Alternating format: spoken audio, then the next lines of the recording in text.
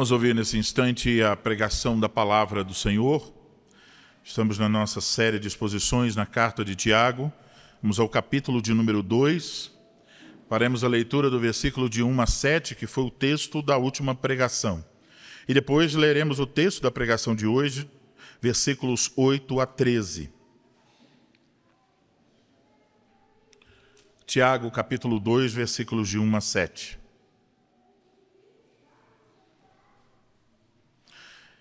Meus irmãos, não tenhais a fé em nosso Senhor Jesus Cristo, Senhor da glória, em acepção de pessoas.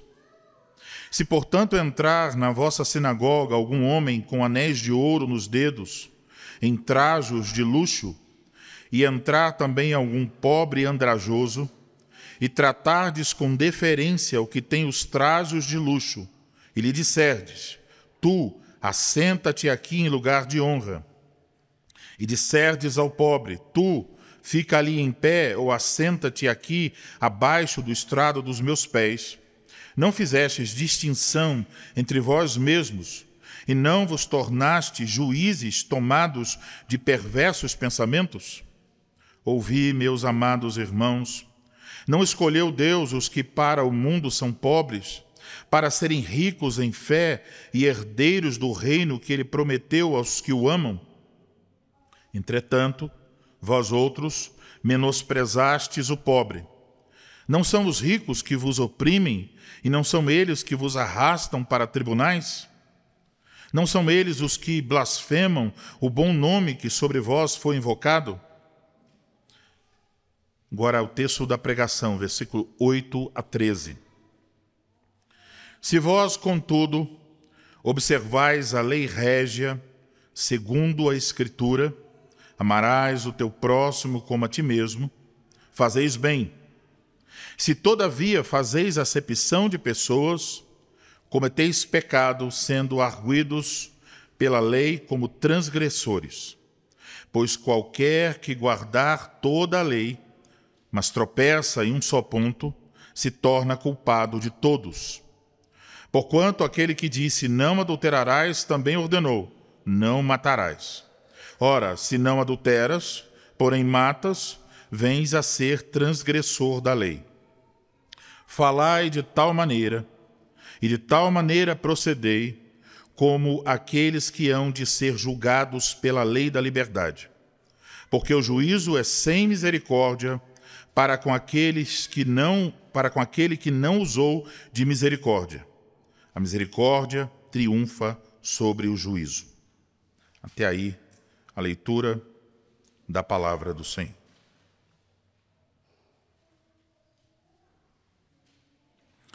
Nós vamos orar, irmãos, e pedir a misericórdia do Senhor mais uma vez. Ó Senhor, nosso Deus, ouviremos nesse instante a exposição da Tua palavra e reconhecemos que o proveito desse ouvir depende da ação poderosa e soberana do Senhor na vida daquele que fala e na vida daqueles que ouvem. Não confiamos, Senhor, em nossas habilidades para falar ou para ouvir. E por isso pedimos graça do Senhor sobre o falar e sobre o ouvir. Que Teu Espírito Santo nos conduza à Tua palavra, à obediência ao Teu Filho Jesus Cristo, e molde em nós a imagem dEle para que Te glorifiquemos.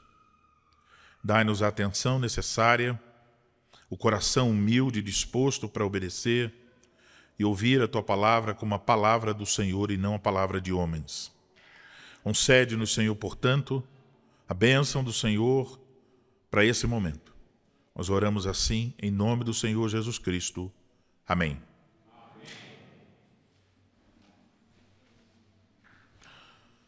Amados irmãos, como já observamos, o capítulo 2, do versículo 1 até o 13, Tiago está condenando o tratamento preferencial em favor dos ricos em detrimento dos pobres. E no último sermão ouvimos uma parte sobre isso, versículo 1 a 7, E nós aprendemos que o favoritismo não deve ter lugar na igreja de Cristo, porque ele é incompatível com a nossa fé no Senhor da glória, como diz o texto. Agora, nos versículos de 8 a 13 do nosso texto, Tiago está procurando apresentar as provas bíblicas para o que ele acabou de dizer do versículo de 1 a 7. Ele deseja mostrar para os seus leitores que a acepção de pessoas é um pecado que transgride a lei de Deus. É um pecado que traz julgamento sobre os homens. Então ele espera que seus leitores coloquem em prática o que a lei ensina, isto é, que eles devem amar a todos os homens. É por isso, então, irmãos, que com base nos versículos 8 a 13, eu vos anuncio o Evangelho de Cristo nesta manhã sob o seguinte tema: a lei régia do amor, e veremos o triunfo da misericórdia sobre o juízo. A lei régia do amor, o triunfo da misericórdia sobre o juízo. E nós vamos ver 3 pontos. O primeiro ponto é: a lei régia do amor é o código de conduta no reino de Cristo. Vamos ler mais uma vez o versículo de número 8. Se vós, contudo, observais a lei régia segundo a Escritura, amarás o teu próximo como a ti mesmo, fazeis bem. Então, ao olhar para o versículo de número 8, tendo em mente os versículos anteriores, podemos notar aqui um contraste. Nos versículos anteriores, o apóstolo esteve mostrando o caminho errado, o favoritismo, tratar bem as pessoas com base apenas na aparência, na condição social ou algum fator externo, que leva a desprezar os mais humildes e pobres. Mas agora, quando chegamos no versículo 8, ele está apresentando o aspecto positivo dessa doutrina. Ele diz: fazei bem, no final do versículo 8. Em outras palavras, ele está dizendo: olha, vocês estarão agindo corretamente se fizerem isso. Então, quando é que nós agimos corretamente? O apóstolo diz: quando observamos a lei régia. Mais uma vez, crianças, uma palavra não muito usada. Régia. O que significa? Tem a ver com o reino. Régia tem a ver com o rei. Então, a lei régia se refere ao reinado de Cristo Jesus. É a lei que foi instituída por Cristo, o Rei da glória, sobre o qual ele falou há pouco. E essa lei régia sobre a qual ele está falando aqui, ela não é apenas a lei instituída por Cristo, mas ela é a própria essência do reinado de Cristo. Ou seja, onde Cristo está reinando, vigora a lei régia. Essa lei, em versículos anteriores, ela foi chamada de lei perfeita, lá no capítulo 1, versículo 25. E aqui, também, no capítulo 1, 25, ela foi chamada de lei da liberdade, e aqui no nosso texto, no capítulo 2, versículo 12, ela também foi chamada de lei da liberdade. Essa lei sobre a qual Tiago nos fala não é outra lei, é a mesma lei que está no Antigo Testamento, a lei moral de Deus. E sobre essa lei bem profetizou Jeremias, no capítulo 31, versículos 33 e 34, ao apontar para a nova aliança que haveria de vir através do Messias de Deus. Jeremias nos diz: na mente lhes imprimirei as minhas leis, eu serei o seu Deus, eles serão o meu povo. Portanto, na nova aliança estabelecida em Cristo Jesus, a lei moral de Deus é gravada, não em tábuas de pedra, mas no coração. Essa lei agora, para aqueles que estão em Cristo Jesus, não tem a função pedagógica de nos levar a arrependimento para irmos a Cristo, porque isso já aconteceu. Ela não tem mais a função de nos condenar para corrermos para Cristo, porque já corremos para Cristo. Mas ela serve como um tipo de mapa, um guia para a nossa vida de gratidão. Então, quem é salvo em Cristo, como deve responder a esta salvação? Ela é a maneira pela qual, capacitados pelo Espírito, manifestamos de forma prática a vida que nós temos em Cristo Jesus. Talvez alguém possa dizer, mas agora em Cristo Jesus nós não estamos livres de observar a lei, conforme a profecia de Jeremias que acabamos de ler, conforme as palavras de Jesus em Mateus capítulo 5, e de acordo com o que nós estamos lendo aqui no capítulo 2 de Tiago, nós ainda devemos observar a lei de Deus. Então, isso é importante entender. O Evangelho não nos dispensa de fazer aquilo que Deus ordenou. O Evangelho requer as mesmas coisas, porém, agora de uma maneira diferente. Colocando isso de outra forma. Em Cristo nós não procuramos cumprir a lei para obter a vida. Em Cristo nós procuramos cumprir a lei pela ação do Espírito Santo, porque temos a vida, porque já nascemos de novo. E o Espírito Santo nos impulsiona a honrar a Deus com toda a nossa maneira de viver. A lei, em seus requisitos meramente externos, como os fariseus a tentavam cumprir, ela gera apenas escravidão. Mas agora, por causa de Cristo, por causa do Evangelho, os requisitos ainda são os mesmos, mas Tiago chama essa lei de lei da liberdade, porque ela nos inspira e nos comunica e nos leva à obediência a Deus. Portanto, a lei do reino de Cristo não é algo novo. Não é que Jesus pegou a lei, os 10 mandamentos, colocou numa caixa e disse, bom, até aqui valeu, vou despachar isso aqui, agora vamos começar com algo absolutamente novo. De fato, Cristo ter morrido pelos nossos pecados, nós recebemos a justiça perfeita nele, a vida nova nele, e agora isso muda tudo. Então, não cumprimos a lei para alcançar alguma coisa, porque já temos, gratuitamente, em Cristo, justiça perfeita. A lei não é para garantir a entrada no céu, pois isso é garantido pelo cumprimento da lei por Cristo, a justiça dele imputada a nós. Mas agora, tendo a nova vida em Cristo, como é que devemos viver? Aqui se responde, chamando isso de a lei régia, a lei do reino.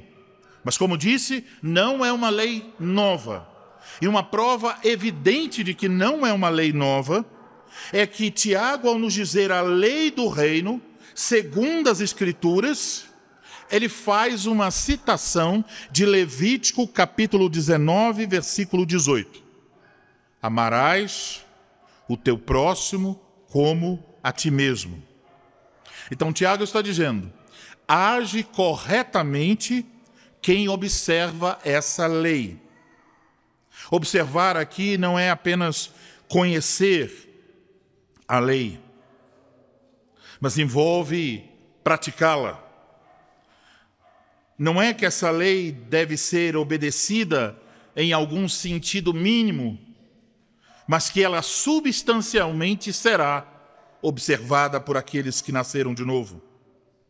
Tiago então diz aos seus leitores, se eles querem agir bem, se eles querem agir de acordo com a posição deles como súditos do reino de Cristo, se de fato eles confessam, Cristo é meu rei, eles devem observar integralmente a lei régia. E o que ensina essa lei? Que você deve amar o seu próximo como a si mesmo.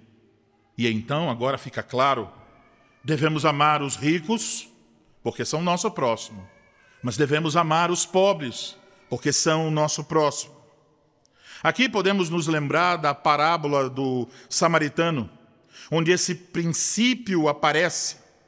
Essa parábola demonstra que o nosso próximo é qualquer pessoa que esteja em necessidade, independentemente de sua origem ou condição. Quando encontramos a necessidade, devemos demonstrar misericórdia. Amados irmãos, Tiago está nos ensinando a confessar que pertencermos a Cristo tem consequências práticas.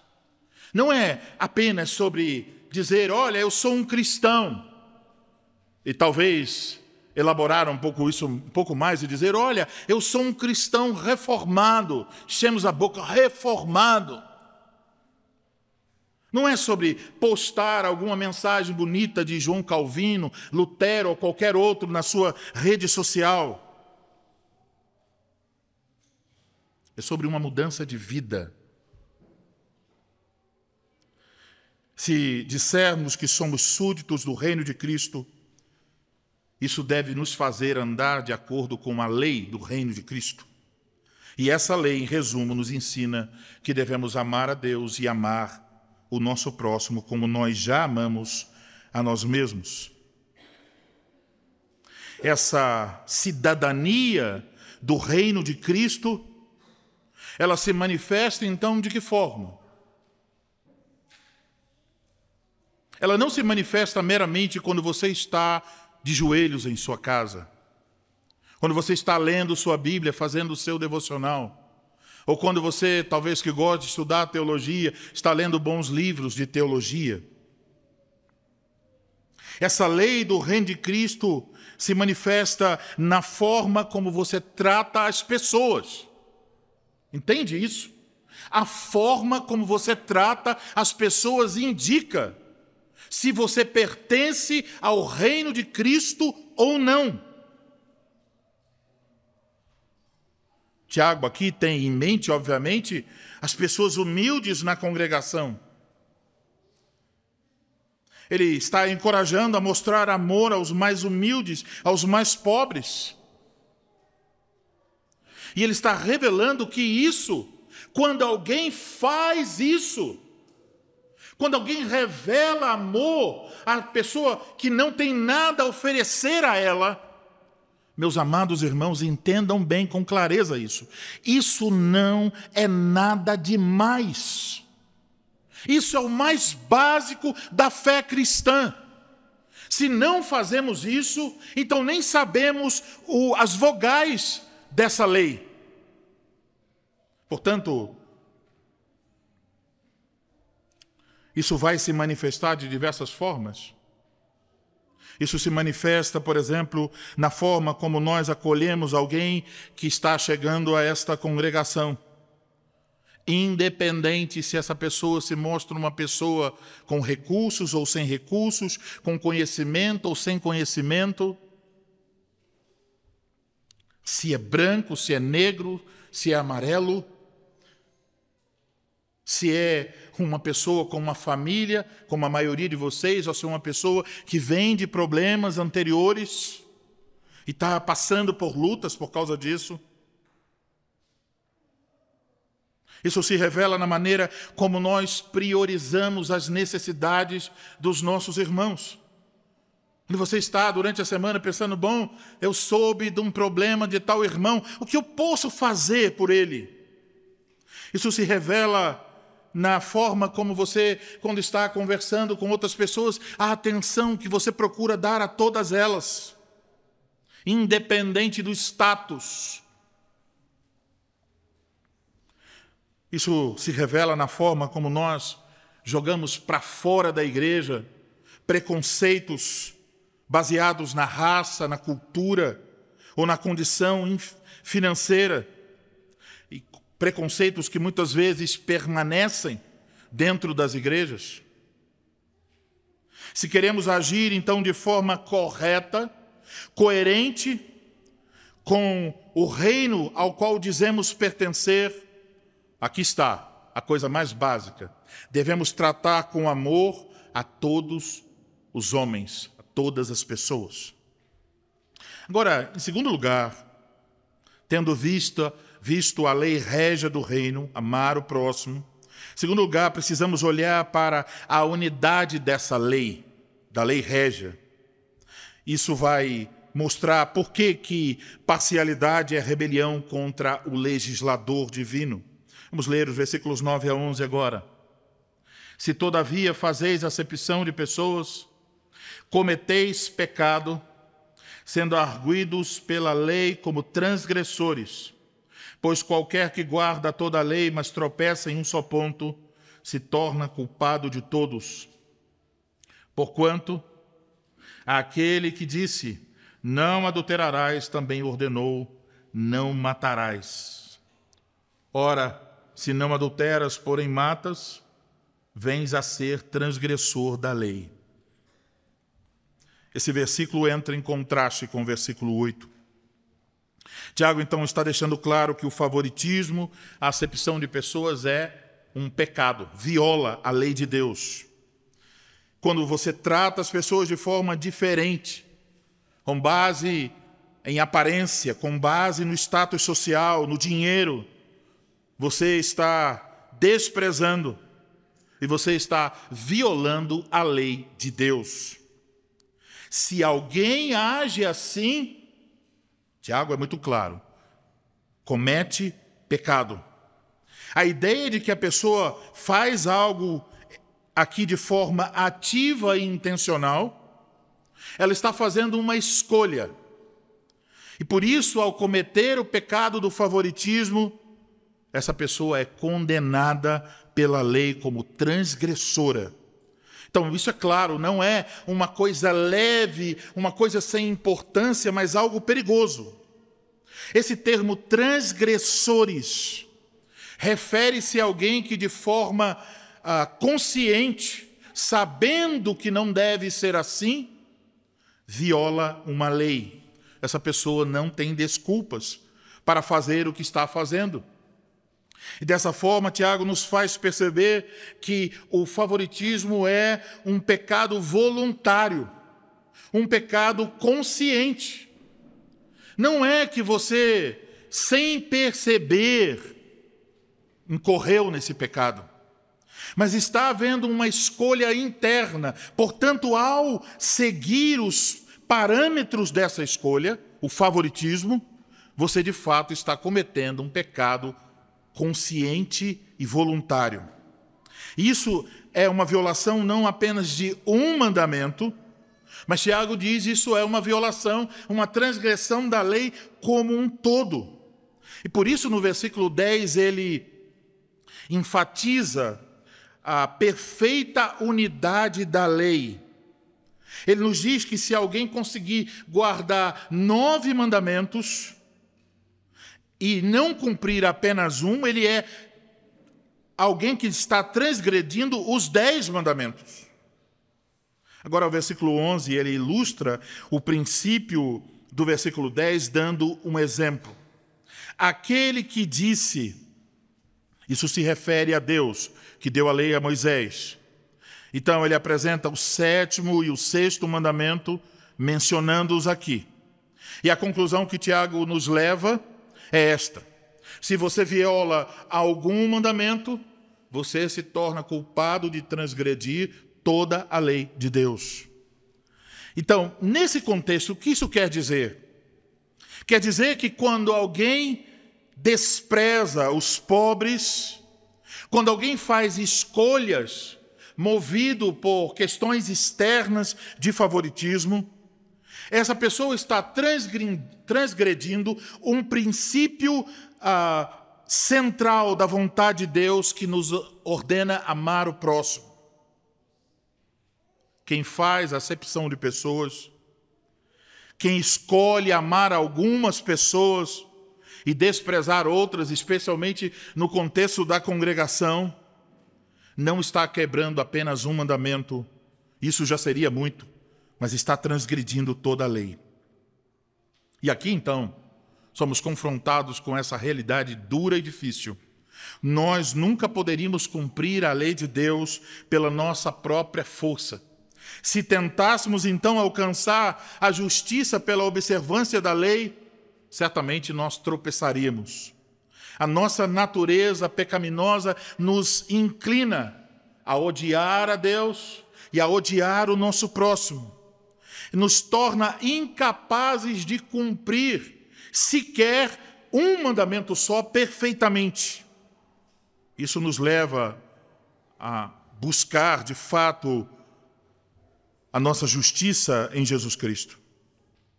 E como ouvimos, em Cristo recebemos um novo coração, no qual essa lei está gravada. Em Cristo somos chamados a cumprir não apenas alguns mandamentos, mas toda a lei de Deus, a lei do seu reino, a lei régia. Agora, quem escolhe praticar o favoritismo torna, então, transgressor de toda a lei. Qual é a consequência disso? Isso nos leva ao nosso último ponto. Versículos 12 e 13 nos fala sobre o triunfo da misericórdia e sobre a vida, sob a lei da liberdade em Cristo. Versículos 12 e 13.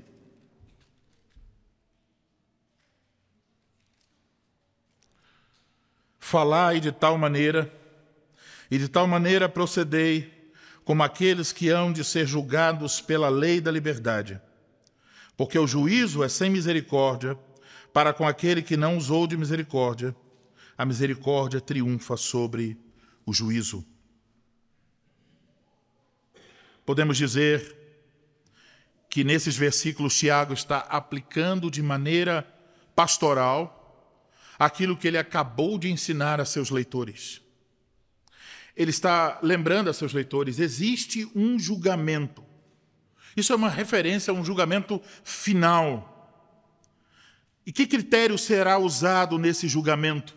A lei da liberdade.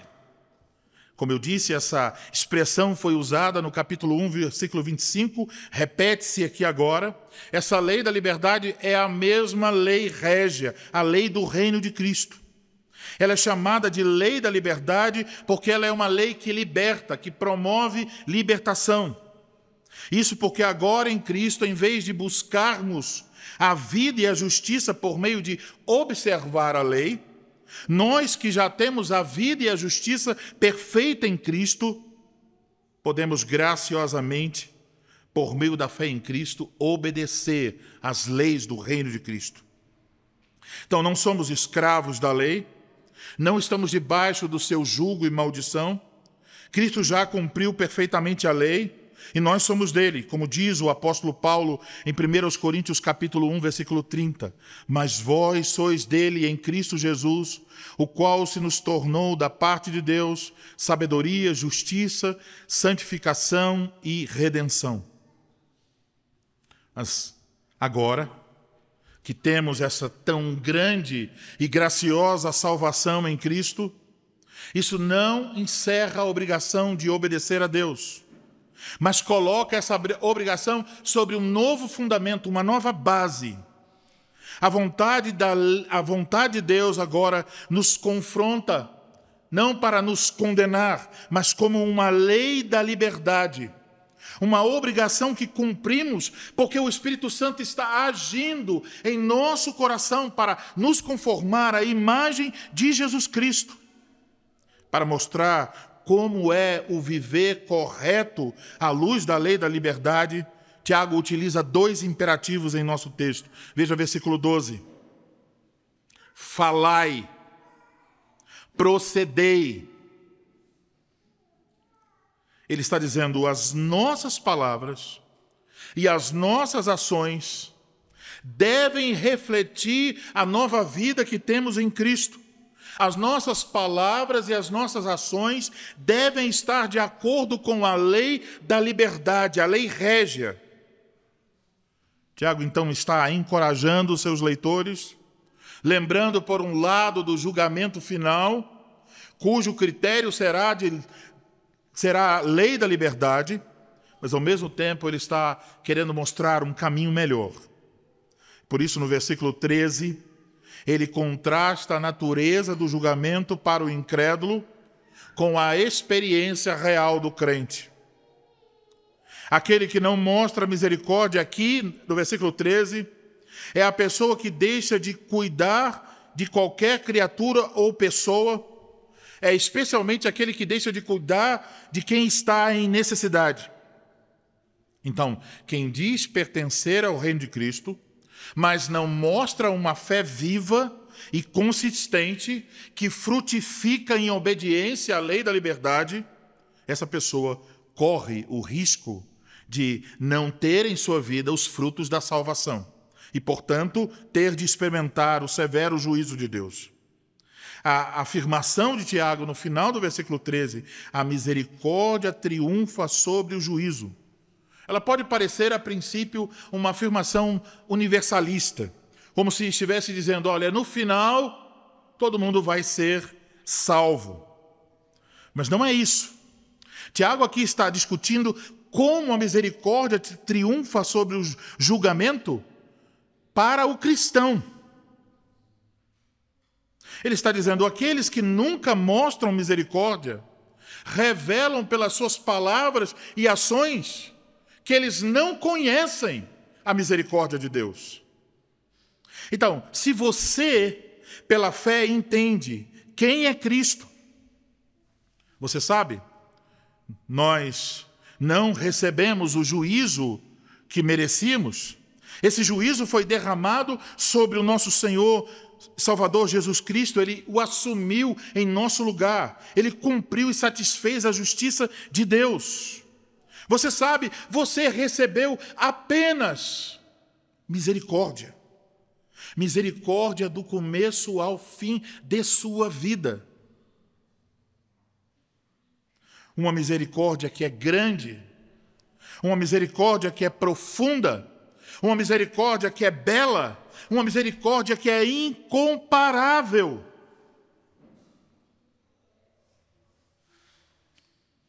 Como implicação de conhecer esta grande misericórdia, como implicação de ter sido alcançado por essa misericórdia da parte de Deus, Deus espera que você use de misericórdia para com o seu próximo.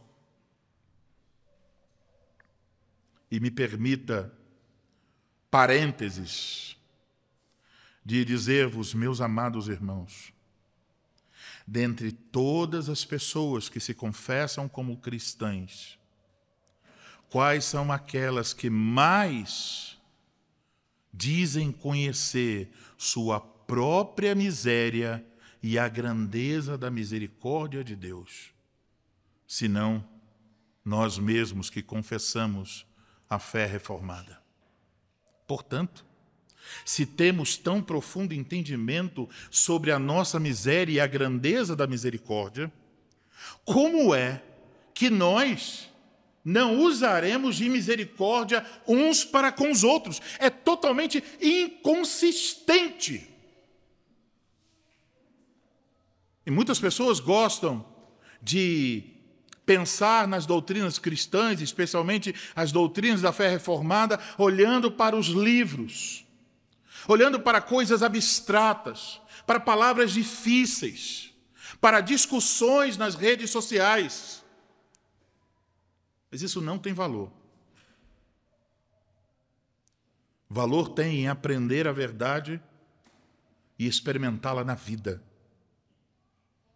Valor tem em abraçar a misericórdia de Deus e, como fruto desse abraçar o irmão pobre e necessitado em um ato de misericórdia.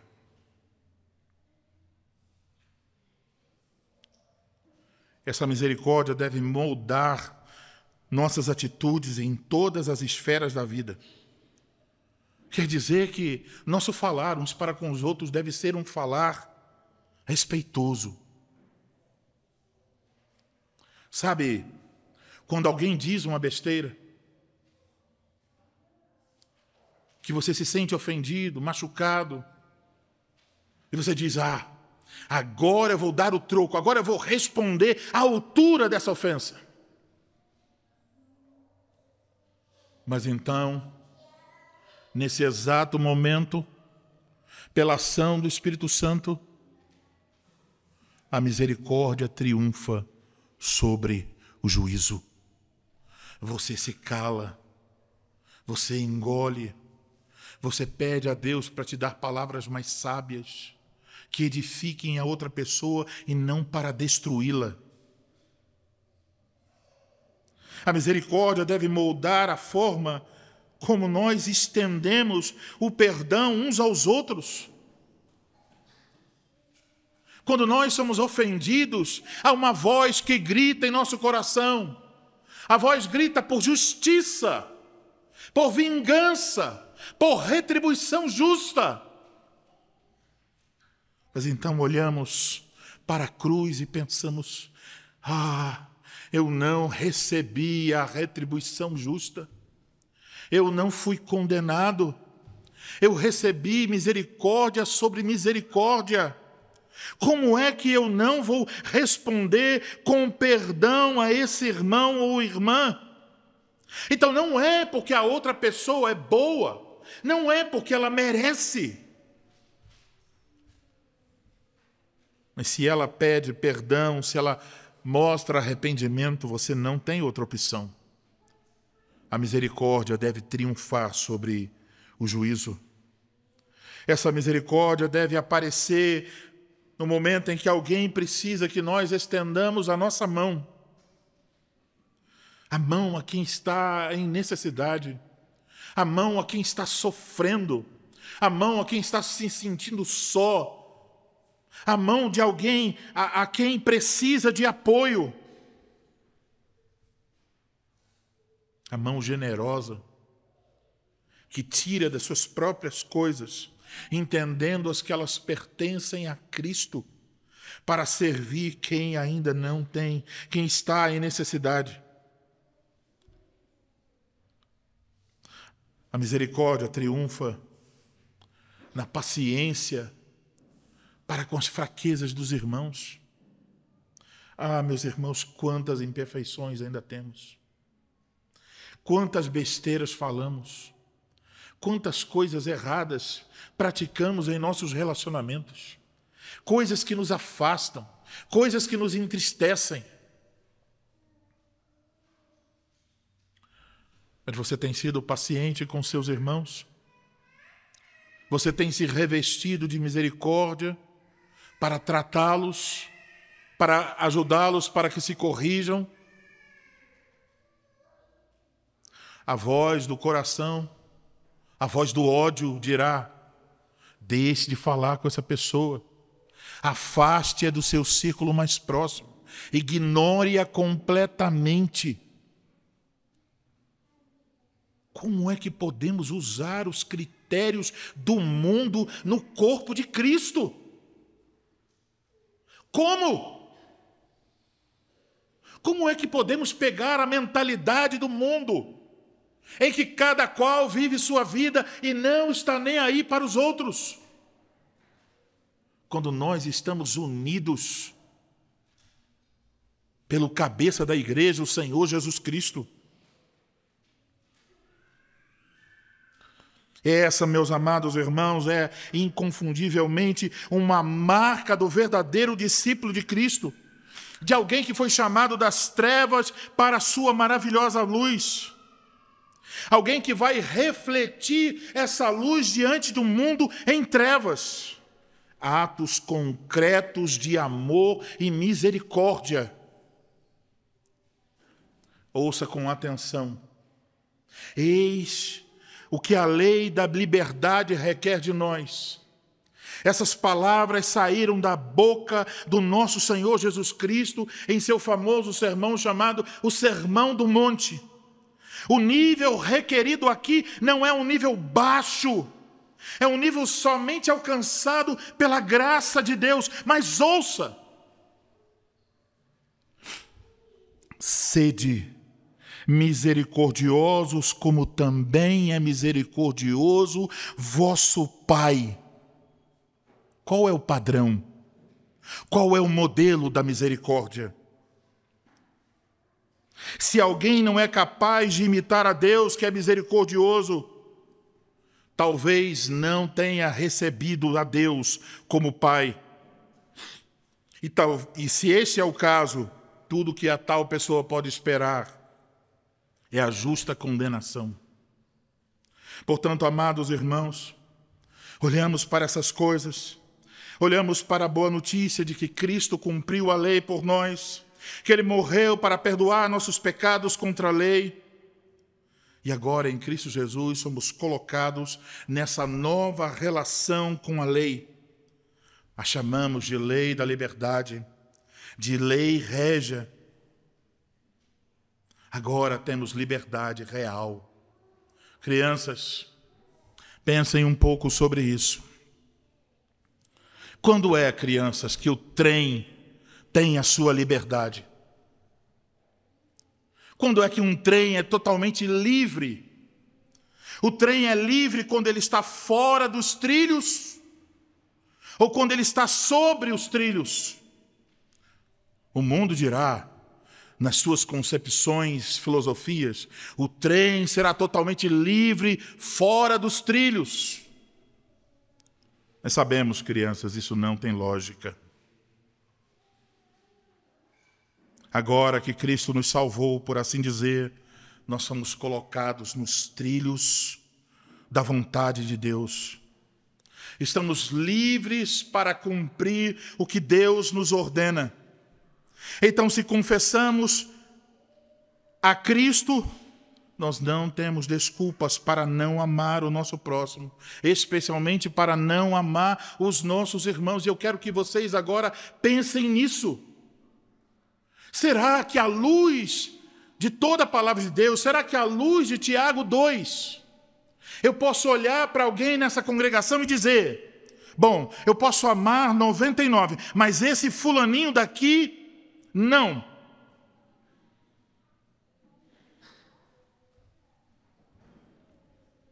Se você conhece a misericórdia de Deus, revelada em Cristo Jesus, você é chamado a andar de acordo com esta mesma misericórdia. Não há desculpas para não amar, não há desculpas para não servir, não há desculpas para não orar, não há desculpas para não perdoar, para não socorrer, para não tratar de forma bondosa e com amor. Pois em Cristo encontramos não apenas o perdão dos nossos pecados contra a lei, mas também a capacitação e o exemplo de como viver a lei da liberdade. Ele é o Cordeiro de Deus. Ele não fez nenhuma acepção. Ele desceu de sua glória e se humilhou plenamente para salvar pecadores como nós. Pessoas de toda tribo, língua, povo e nação. Sua misericórdia na cruz é o que deve nos constranger e nos impulsionar a sermos misericordiosos uns com os outros. Se você é súdito do reino de Cristo, você vai viver de acordo com a lei da liberdade. E lembre-se, isso afetará suas palavras e suas ações. Afetará o modo como você trata o seu próximo. Porque a misericórdia de Deus em Cristo, da qual nos tornamos imitadores, deve triunfar sobre a nossa tendência para praticar a acepção de pessoas, o racismo, a xenofobia e tantos outros pecados, a indiferença para com as pessoas em necessidade e pecados semelhantes. Então, meus amados irmãos, oremos e peçamos com todo o ardor da nossa alma que assim como a misericórdia triunfou sobre o juízo para nossa salvação, assim também triunfe a misericórdia em nossas palavras e ações para com o nosso próximo, para que a glória do nosso Senhor Jesus Cristo, que é misericordioso e compassivo, se revele em nossa vida congregacional para a glória de Deus. Amém.